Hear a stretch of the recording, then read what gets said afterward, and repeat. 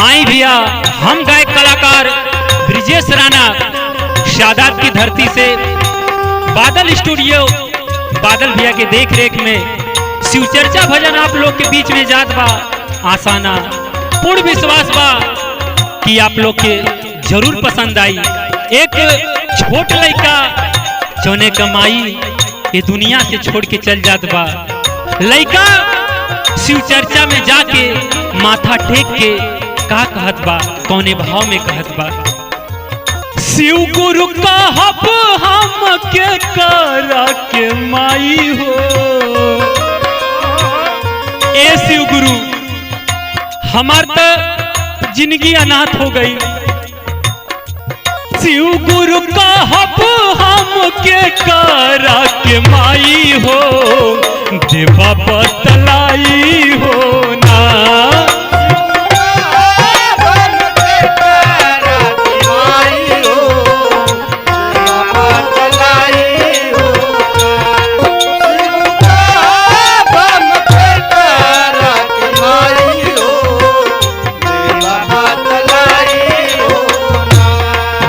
शिव गुरु भाई तो हमार खेलले खेले को उम्र रहा, ऐसन का हमरे साथे अरदास कर देने कि हमार जिंदगी अनाथ हो गई। ए प्रभु कुछ हमरो कल्याण कर दा। अनबुझ गंवार पानी केहू ना सहारा, अखिया से बहताड़े असुवन के धारा। अखिया से बहताड़े असुवन के धारा, अखिया से बहताड़े असुवन के धारा। ए शिव गुरु हमसे कौन ऐसा गलती हो गई, छीने के रहता हमार प्राण छीन लेती। अनबुझ गंवार पानी केहू ना सहारा, अखिया से बहताटे असुवन के दारा।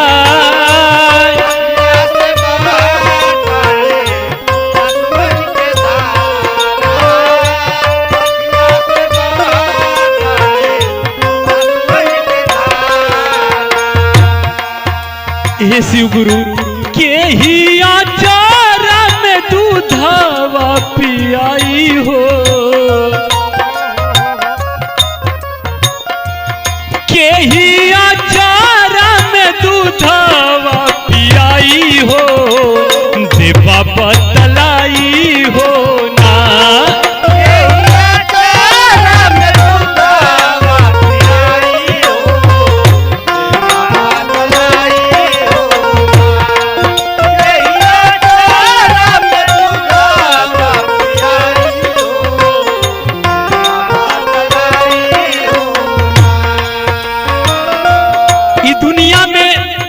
सुनीला की शिव चर्चा में हिले से, शिव का भजन कैले से सबका कल्याण होला। राउर हमहू आपके दुआरे आयल बने, ये अनाथ का पुकार जरूर आप सुनी। हाँ कहियाल दुनिया में रहबे अनाथ हो, उंगली पकड़ के करा चलब हम साथ हो।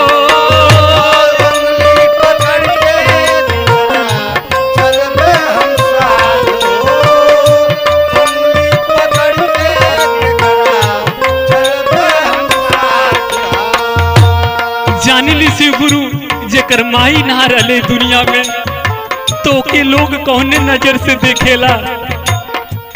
हमारा सही गलत के ही समझ आई हो,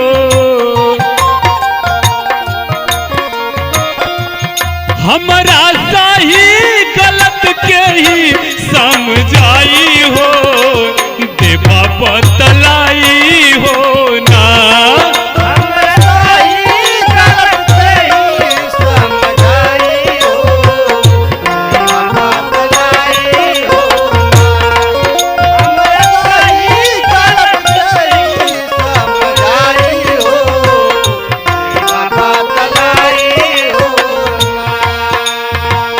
राउर दुआर हम आयल बानी, अपन माथा टेक के अरदास करत बानी कि हमरो ई दुनिया में इस समाज में कोनो कल्याण कराए शिव गुरु।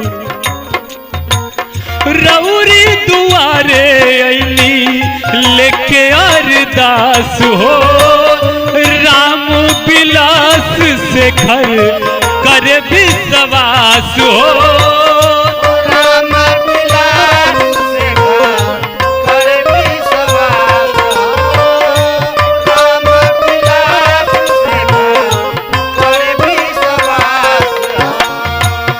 ए शिव गुरु हाई बिरजस का फरियाद सुन लिया।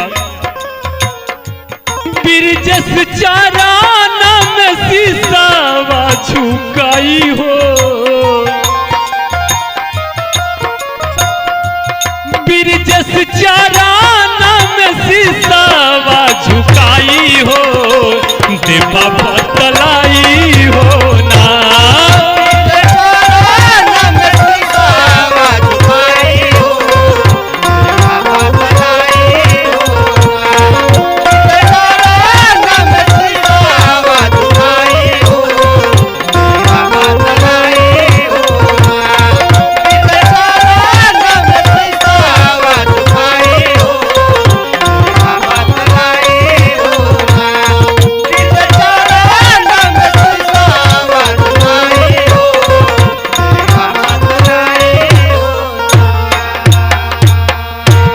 ए शिव गुरु हमरो अरदास पूरा करा।